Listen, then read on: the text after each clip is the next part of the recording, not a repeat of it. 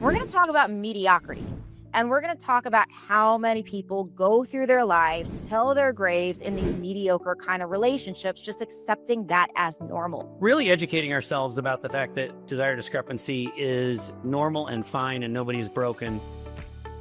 Matt Salis is a behavioral health researcher and writer with a master's in sexual health, and Sheri Salis is the star of Untoxicated Podcast. Together, they have recovered individually and grown their relationship from Matt's 10 years of active alcoholism.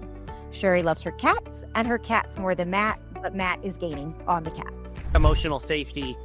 It's not just that my direct interactions with Sheri are calm and peaceful and predictable. That's another huge one. But it's also that she witnesses me interacting with the outside world in a calm, predictable, reasonable way as well. There had to be like some playfulness and fun that had to also be thrown in there when we're trying to get over that awkwardness of getting back kind of in sync with one another. Doing the work is beneficial, not just to folks that are in recovery, but to anyone. Actually understanding that if you're not satisfied, the ability to become more than just satisfied is out there for everybody. Just wanted to take a quick minute to tell you how you can get almost $250 worth of free bonuses that will teach you how to improve your desire, how to have more libido, how to get the right tests done to figure out the root causes of low libido from a physical perspective. This is for men and women. And you do this by pre-ordering a copy of my book. My book is coming out in late fall. Projected date is November 1st. And in my book, we're going to talk about all sorts of physical root causes for low libido, how to help pelvic pain, how to help erectile dysfunction, how to help vaginal dryness, how to do this together in your partnerships, and so much more. And when you pre-order a copy, I am giving you almost $250 worth of bonuses right away for your support. So to get that, you simply go to wanttowantit.com or look in the show notes for that direct link. So wanttowantit.com, the name of my book. Now back to our show. Hey, everybody. Welcome to another episode on the Libido Lounge. I'm your host, board-certified sexologist, Dr. Diane, and today we are going to talk about a really important thing. We're going to talk about mediocrity, and we're going to talk about how many people go through their lives till their graves in these mediocre kind of relationships, just accepting that as normal. Sexologist, Dr. Diane, and today we are going to talk about a really important thing. We're going to talk about mediocrity. And we're going to talk about how many people go through their lives till their graves in these mediocre kind of relationships, just accepting that as normal. And a lot of what I'm going to interview and talk to our guests about today is the concept of emotional safety, is how to get out of the mediocrity of relationships. We're going to hear a little bit about their story with alcoholism. And as you're listening to that, I really encourage you to listen to this, not just from that lens, but to listen to this from whatever lens. If you are in a relationship that you would define as mediocre or even as just like good, but could be better, you really want to listen to this from that lens of how you can apply these techniques, whether it's learned from something major like alcoholism or trauma or something else, and that these techniques are really universal no matter what the cause of any sorts of, dysregulated emotions or emotional insafety or mediocrity. So we're going to talk about that. It's going to be a super fun interview. Welcome to my guests, Sheri and Matt Salis. Thank you for being here. Thanks for having us, Dr. Diane. We're happy to be here. Did I get your name right? Did I say that correct in the intro? Do we need to correct me at all? It's Salis. It's you were pretty darn close. Okay. Want to make sure our listeners hear that correctly. So welcome. So let's just start. I know some of the trauma for your guys' relationship was around alcoholism. So can you just tell us a little bit about like your background, like how you got into this work of supporting people here, what happened when alcoholism was part of the relationship, and just the level of breakdown that you guys had? Sure. I think it started like it does for many relationships. We met in college in our 20s. Drinking was just a huge part of the culture. It was a part of just weekends and weekdays, and and coping with the stress of school, but more than that, just having fun. We went into early adulthood, and the drinking culture morphed as it does. Young adults in careers, now we've got disposable income, and we're going out more. But I think one of the big red flags that you saw first, Sheri, was that I was drinking through the week, and it wasn't social. It was just me in our apartment.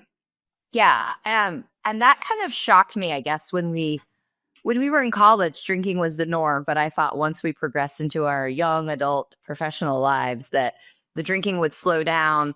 And it made me really uncomfortable, and it made me nervous. And I just felt like that you weren't maturing, that you weren't fulfilling this potential that I thought you could have as being a good partner and a good listener. And it led to lots of bickering and arguments. Somewhere along the line, it turned medicinal for me. It turned anxiety and stress relief. And I'd say I had about a 10-year period of active alcoholism. And I note the beginning and the end of that as from the first time that I tried to quit and was unsuccessful until I made it to long-term sobriety almost 10 years ago now. And the impact that it had on a relationship was just devastating. Trust was broken. I wasn't so much a lying sneak drinker, but I was just, prioritizing alcohol over my wife and kids, and that had disastrous consequences. And so finally recognized I needed to get sober. I did that through a variety of methods. I was not a 12-step person, not an AA person, but a lot of reading and a lot of writing. I began to publish my writing. And through that, we started to work with people who had similar stories. We started a podcast that's been going for, 5-6 years now. Just continuing to connect with people. A big part of the dysfunction in our relationship was around sex and intimacy. And so that is where just working with people, asking questions, and people telling their stories, you hit a roadblock at sex and intimacy. People will openly talk about a lot of things, but that's something where people tend to hold that private. So I decided to go back to school and did get a master's in sexual health so that I could further explore the intimacy component. And that is an area that we continue to not only pursue from a research perspective, but also in working with other people and helping them get their intimacy back on track after, like you said, in our case, it's alcoholism, but it doesn't have to be any kind of major roadblock, any kind of trauma. There's a lot of trust broken and a lot of work that needs to be done. So if you would share a little bit about where you were at intimately and with your sex life when you guys were going through the alcoholism and as it kind of progressed, because one of the reasons I asked this, because I know so often for our listeners, one thing that happens is either they've gotten for many different reasons to a point where sex is something that either does not happen or happens so infrequently. And one of the things that I think it'd be great to talk about today is okay, well, how do we begin to, repair the emotions, but also kind of repair the fact that it can be awkward and strange to, start having this sexual intimacy again. So did you guys get to a point in your relationship where sexual intimacy was, very rare or even not at all? No, actually, ours was the other problem. Okay. That's a really great question that leads right into some of the research that we've done. We found that in an alcoholic relationship, almost 40% of partnerships result in either sexlessness or near sexlessness, which contrasts with some research that I found on general population relationships that say that number is closer to 16%. So almost 2.5 times as often when there's alcohol involved, it results in sexlessness and near sexlessness. The other side of that coin is relationships that continue to pursue physical intimacy, and it becomes really toxic. And that was our case. In addition to getting that dopamine hit from alcohol and trying to use it as stress relief and anxiety relief, I was also turning to sex in that same way. And at the same time as I'm requiring, not requiring, but really needing and wanting that sexual contact, because it was a form of relief for me. I was completely despicable to you, Sheri. Why don't you talk a little bit about your experience when our sex continued, but maybe it shouldn't have? Yeah. Going to be my exact question for you, Sheri. So thank you for leading that, Matt. Yeah. It became a chore, a burden. I was resentful about it. But I felt like just appeasing was going to avoid fights and conflict in the relationship. I would kind of like zone out. I didn't really care about having it. I didn't enjoy it.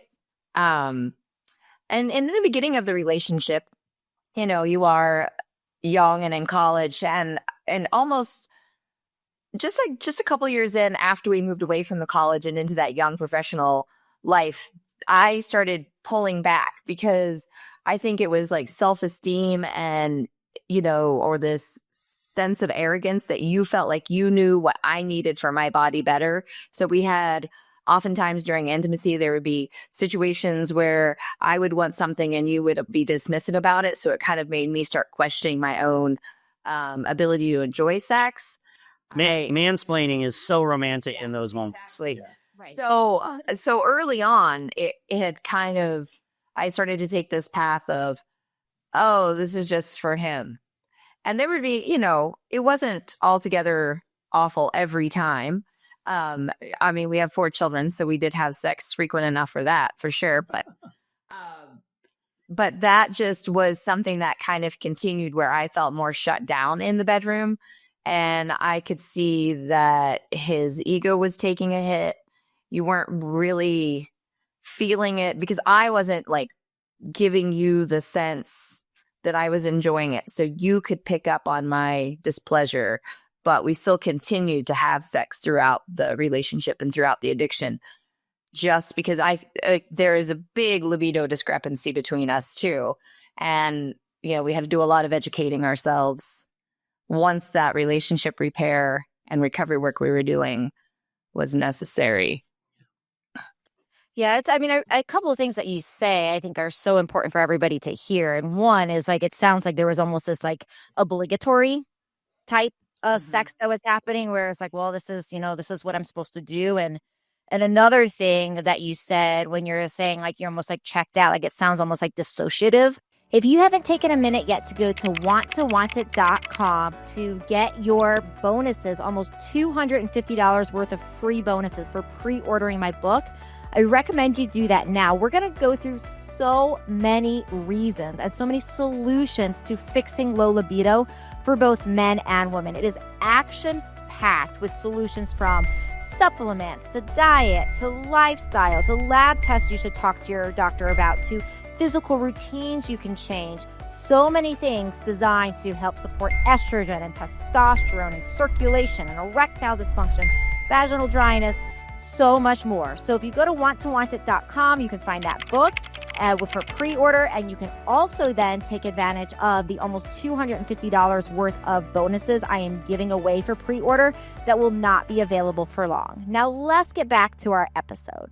To me, or the body, like we can't as humans, and for people that don't know the word, it's like where we can't as humans almost feel, we're not like in our bodies, we're not feeling the sensation, we're not like in tune to the pleasure, the touch, the experience, because our brain is so dissociated, it's like checked out from actually being there. So the next question for both of you is, like once I'm sure there was I'm sure there was a process with really kind of accepting that this was a problem and it needed to change and it was impactful. Where was like the beginning point of seeing, okay, there was repair happening? And what were some of those initial steps that you were doing to really repair that? Was it a lot of individual work? Was it a lot of couple work? Was it a combination? Can you just walk us through that process? Yeah, there's a lot there for sure. The one of the things I want to highlight is the rejection that's inherent in consent when it's obligatory, like you talked about. So not only was that tough for Sheri, but especially as I got sober and I started to be more aware of my surroundings, that was really hard on me. I knew she wasn't into it. And so even when we would have sex, it felt bad and dirty and wrong. And that really, in a way, that was a blessing because it caused us to really dig in and not to just accept the status quo, because the status quo was hurting us both. So, one of the really important initial steps that we had to take, Sheri mentioned that our sexual desire discrepancy is, it's pretty wide disparity. That's super common. And I had to learn that. I had to learn the sexual desire discrepancy is basically universal in relationships. And in long-term relationships, it changes over time, maybe for both sides. I know one of the things that happened for us was after Sheri had our kids, her desire went down even further. Her libido went down even further, and mine didn't change. And so we're navigating all of that. It's really difficult. One of the first things we had to do was acknowledge that neither of us were sexually broken, that there's nothing wrong with the degree to which I want to have sex, and there's nothing wrong with the degree to which Sheri is losing interest.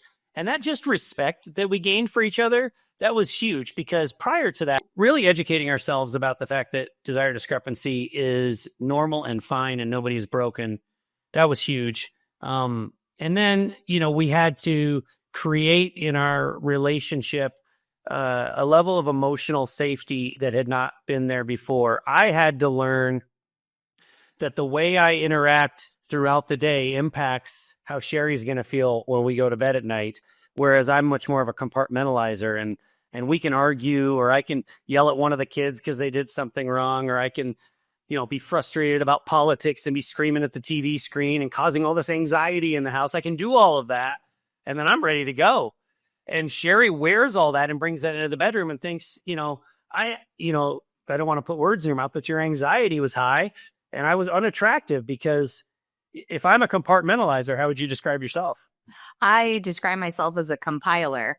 All those little incidences throughout the day would wear on me, and then coming to bed, then, after taking care of kids, and even when they're teenagers, there's still a lot of, taking care of you have to do. And then coming to bed and then trying to fulfill his needs.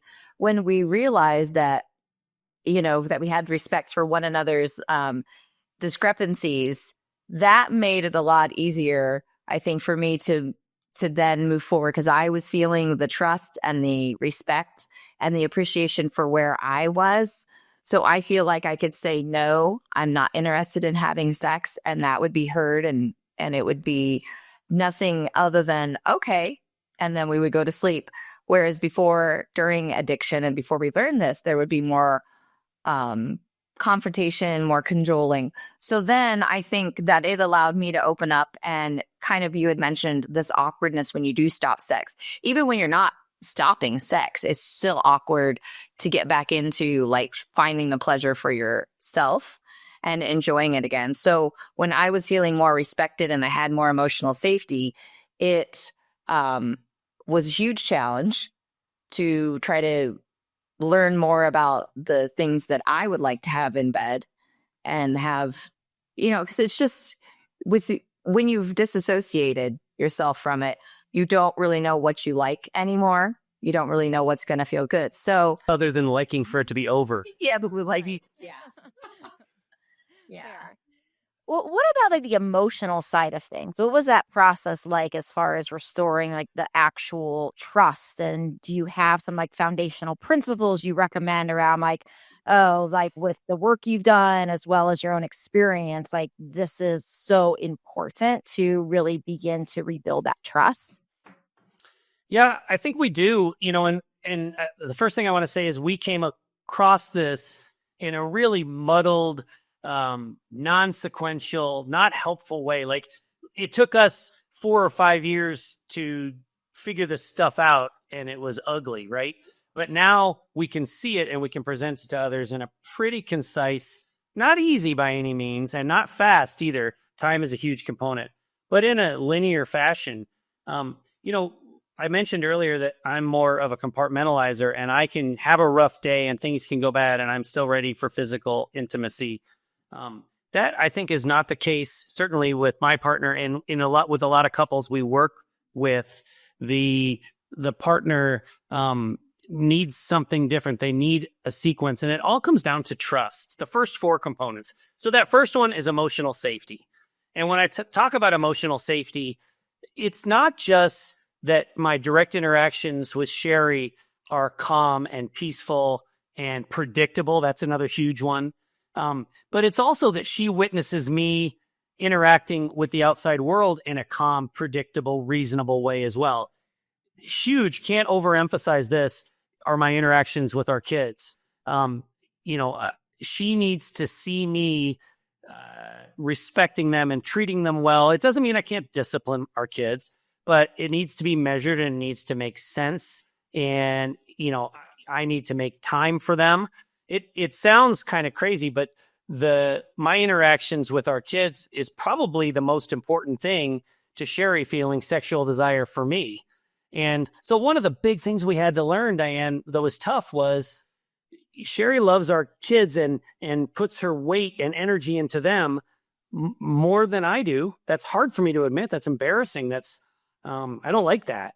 But I put a lot of that same energy into her. And as long as we understand that triangle, we can navigate it successfully. And what we found is we're not alone. That's fairly common. So that emotional safety is huge. And again, it includes yelling at the TV screen because my football team lost a game. I can't create that level of just unease in the house and then expect Sheri to feel attracted to me. So emotional safety is big. The second step is emotional intimacy.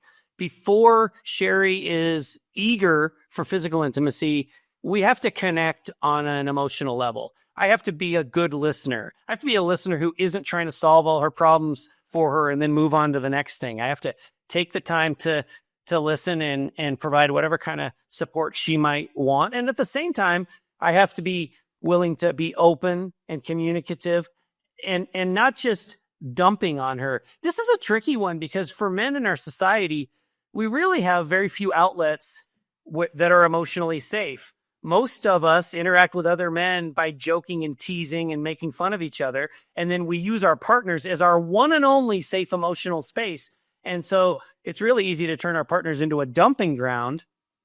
One of the things that Esther Perel says that I love so much is that you can't be a mother and a lover at the same time.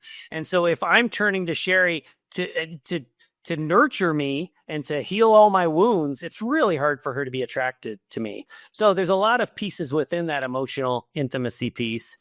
There's also a really strong need for non-sexual physical intimacy. When I walk past Sheri, if she's working on something, standing in the kitchen, for instance, a touch on the shoulder and a little rub goes a lot further than a butt slap, especially, once we've been married for a long time. And so being physically intimate in a non-sexual way, that's a component that we had to learn and figure out how to add to the relationship. And it goes a long way. And all three of those first pieces, the emotional safety, emotional intimacy, and non-sexual physical intimacy, those are all about trust. And those can result, once Sheri starts to feel a higher level of trust, in mutually satisfactory, mutually beneficial sexual intimacy. And so that's kind of and it's sequential. I don't need the sequence. I can jump right to the physical sexual intimacy. I have to understand how important the sequence is for my partner for it to be mutually beneficial. And I think that we also had to learn that we needed to start having fun together. When you have something traumatic like an addiction, the fun is gone. But that happens, I think, I see it in some of our friends' relationships that there hasn't been an addiction that we know of, or just the abuse of, some sort of addictive substance. So I think there had to be like some playfulness and fun that had to also be thrown in there, because like when we're trying to get over that awkwardness of getting back kind of in sync with one another, there has to be this, like Matt was talking about, the level of respect and the consistency and that emotional intimacy and being comfortable with that non-physical touch. But then when you're in it and, things don't always go perfect in the bedroom when you're trying to be romantic, you have to be able to find the ability to laugh a little bit and be okay with that and feel that comfort. So we also had to find some of that fun things that we could do together. outside bedroom. Yeah, I love that. A friend and colleague of mine who's a sex therapist, Allie Eisman, she told me she uses the word siggles a lot for like the sex giggles of like getting to that point where it's like it doesn't have to be serious, all the time inside or the bedroom or outside of that bedroom, and bringing in silliness and bringing in playfulness and laughter in the middle of a sexual experience, all the way to, bringing more of that in outside of the bedroom too. And I want to make sure that everybody also knows, like, one of the things, and thinking about this emotional standpoint, remember, you guys, you can go to libidocode.com to take my quiz, because there I break down the 5 biggest turn-ons for people and understanding your partner's turn-ons. And just like they're talking, like Matt and Sheri are talking about here, about like that emotional component of things. What I have found is like that is some people have a higher propensity for that to be a, bigger part of their sexual experience. So if you want to learn this about your partner and yourself and your biggest turn-ons, definitely go to libidocode.com. And we're going to wrap up this episode here. I'm going to bring Sheri and Matt back, and we are going to talk in part 2 about desire mismatch, what they've done more to help with that. We're going to talk about things like what Sheri's done from a dissociative standpoint to get back into her body to enjoy sex more, what Matt has done to help recover from the, ego perspective and help to really, really get back into being able to provide more fully in the way that he wants and that they both want. So we're going to talk about all of that and more in our continued conversation. So look down in the show notes for part 2 below. And then also, as we wrap up Sheri and Matt, we want to also mention the podcast they have. So Sheri and Matt's podcast is the Untoxicated Podcast. So we'll put that in the show notes as well. And in the Untoxicated Podcast, you can find all of their work and more. So Sheri and Matt, I was just saying to everybody, the Untoxicated Podcast is, your podcast. Are there any final words you want to leave us about that? I just want folks to know how thankful we feel to have had something big happen in our lives that forced us more or less to look at our relationship, because, it's pretty, it's hard to say that alcoholism was a blessing. And I know that sounds just awful to a lot of people, but the recovery portion of alcoholism has been a huge blessing, because I think without it, we would have, as you said right off the top, we would have had a mediocre sex life. And now what we have is better than anything I could have ever imagined, even back when I was a horny little teen and 20-year-old. And so doing the work is beneficial, not just to folks that are in recovery, but to anyone. Actually understanding that if you're not satisfied, the ability to become more than just satisfied is out there for everybody.